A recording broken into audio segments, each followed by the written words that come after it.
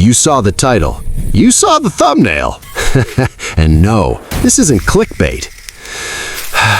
We are talking about the digital town square and why the lights might actually go out.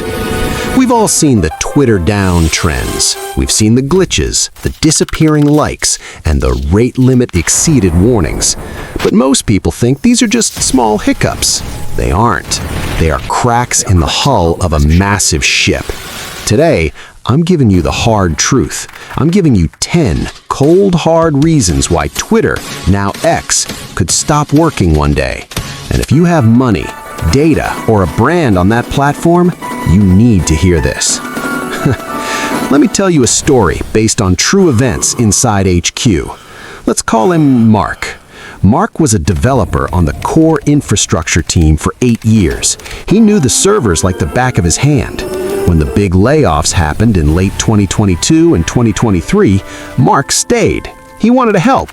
But by 2025, the technical debt became a mountain. One Tuesday, a single line of old legacy code, stuff written 10 years ago, tripped a circuit.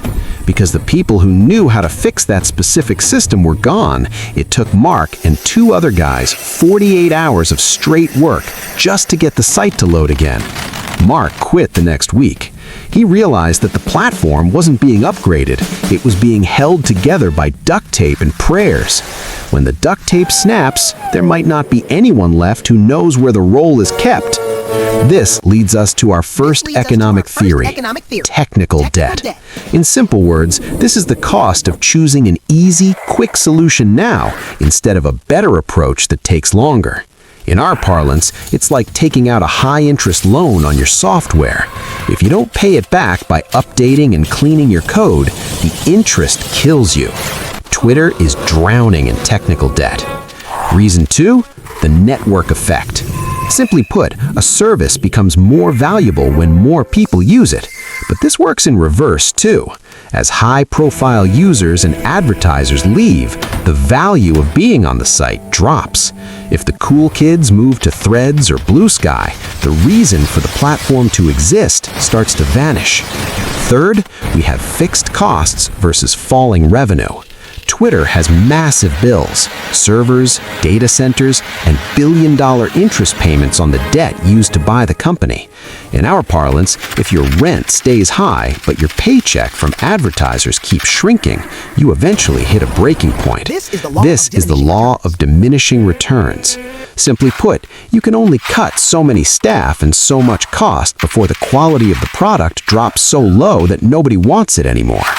Fourth is regulatory risk. Around the world, governments are passing laws about data and content. If a platform can't afford the legal teams to stay compliant, a single ban in the EU or a massive fine in the US could pull the plug. Simply put, the cost of doing business might become higher than the business is worth. Fifth, let's talk about infrastructure fragility.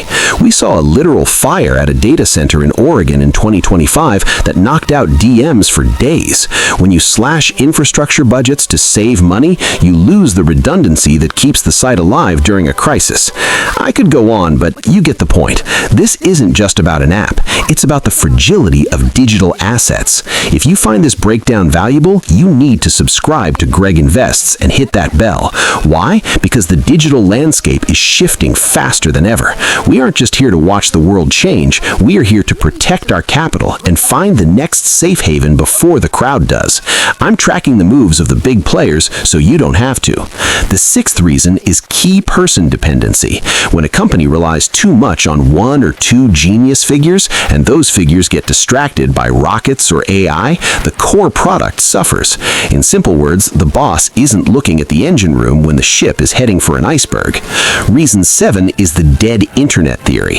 We're seeing it happen in real time. The comment section is no longer a town square. It is a gladiator arena for bots. You post a question and 5 AI agents try to sell you crypto or girls in your area. In our parlance, this is Grisham's law. Bad money drives out good money. In this case, bad traffic drives out good traffic. When the humans leave because they're tired of talking to robots, the data is worthless. And when the data is worthless, the company is worthless. Reason 8 is scope creep. The platform was built to send 140 characters. Now they're trying to make it a bank, a video hosting site like YouTube, and a dating app all at once. They're building a skyscraper on a foundation meant for a bungalow. The economic theory here is diseconomies of scale. Simply put, trying to do everything usually means you end up doing nothing well. You don't fix the plumbing by adding a swimming pool to the roof. Reason 9 is the revenue death spiral. We talked about fixed costs, but let's talk about the quality of revenue. The big brands, the Coca-Colas, the Apples, they crave safety. They don't want their ads next to a glitch or a controversy. As the platform becomes more unstable, the safe money leaves. In simple words, you cannot run a global utility on a subsistence wage of revenue. When the blue chip advertisers leave, you're left with the junk bond advertisers, drop shippers, and scams. And that ruins the user experience, which drives even more users away. It's a feedback loop of hell. And finally, reason 10, the single point of failure. This is the most dangerous one. The entire platform is centralized. It's owned by one company, running on proprietary servers, controlled by one board. In the crypto world, we call this centralization risk. If X Corp goes bankrupt, or if a government seizes the domain, or if the lights simply go out at HQ, your followers are gone, your DMs are gone, your brand is zero. Simply put, you're building your castle on rented land, and the landlord is having a nervous breakdown. So, what do? You don't delete your account, you diversify. You treat your social media following like your stock portfolio. You don't put 100% of your net worth in one volatile stock. You hedge. You get their emails. You move them to a blog. You build on a protocol, not a platform. The lights are flickering, Greg and Dest's Nation. I'm not saying run for the exits. I'm saying check the exit signs. I'll see you in the next one. Keep investing.